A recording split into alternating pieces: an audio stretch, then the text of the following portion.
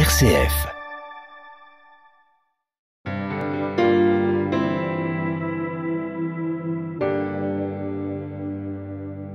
Voici le témoignage de Laetitia, une bénévole à Point-Cœur dans le quartier de Guayaquil en Équateur.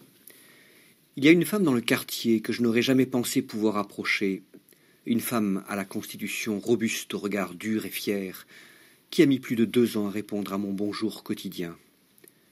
Un après-midi que je jouais avec les enfants, 2 frères commencent à être vraiment insupportables. Je les menace alors d'aller parler à leur maman, ce qui est normalement la punition suprême.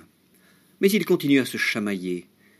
Alors je finis par renvoyer les autres enfants dehors, je ferme la maison et pars d'un pas résolu avec les 2 garnements jusqu'à chez eux. Je sonne à leur porte, un peu énervé, préparant mon argumentation. Au bout de quelques minutes, quelqu'un finit par m'ouvrir, c'est leur grand-mère qui entr'ouvre la porte. Et tout de suite je réalise qu'elle a mis du temps à sortir car elle était en train de pleurer. Elle a les yeux rougis. Elle me demande ce que je veux. En la voyant, mon énervement disparaît, et face à elle, je ne veux plus rien, car je suis juste impressionné de ce que je vois. En effet, cette femme est considérée comme l'une des plus dures du quartier. Elle est crainte de tous.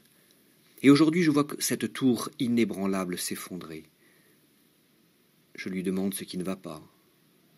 Elle a un petit moment de recul et, disant que tout va bien, elle reste forte.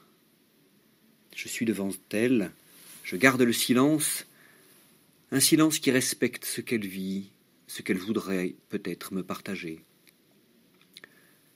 Elle se laisse regarder telle qu'elle est, et peu à peu, au fil de ce long silence, ose se livrer, et m'avoue que son mari vient de la quitter, comme ça, sans dire un mot, sans explication, parti comme ça, la laissant seule. Sa souffrance est totale, et mon cœur se laisse toucher par ce mal qui la submerge. Mon cœur fond.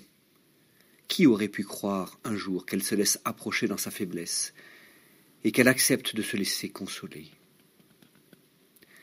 Je m'amuse à réaliser que même des enfants qui se comportent mal peuvent être un instrument de la providence. En effet, grâce à eux, j'ai été conduite à recueillir les larmes de cette femme, qui, malgré toute apparence, a besoin, comme tout le monde, d'un cœur aimant, d'un cœur qui écoute et qui accueille tout ce qu'elle vit. Après un moment passé toutes les 2, un sourire surgit sur ses lèvres et elle me remercie de ma présence. Depuis ce jour-là, une amitié spéciale est née entre nous, à tel point qu'à mon retour d'un séjour en vacances, j'étais si heureuse de la revoir que je lui aurais presque sauté dans les bras.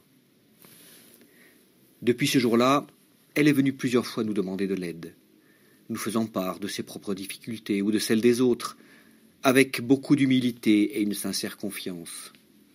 Et moi qui pensais que, lors de mes premiers mois en Équateur, cette famille n'aurait jamais besoin de nous, et qu'il nous serait bien impossible de pouvoir nous en approcher.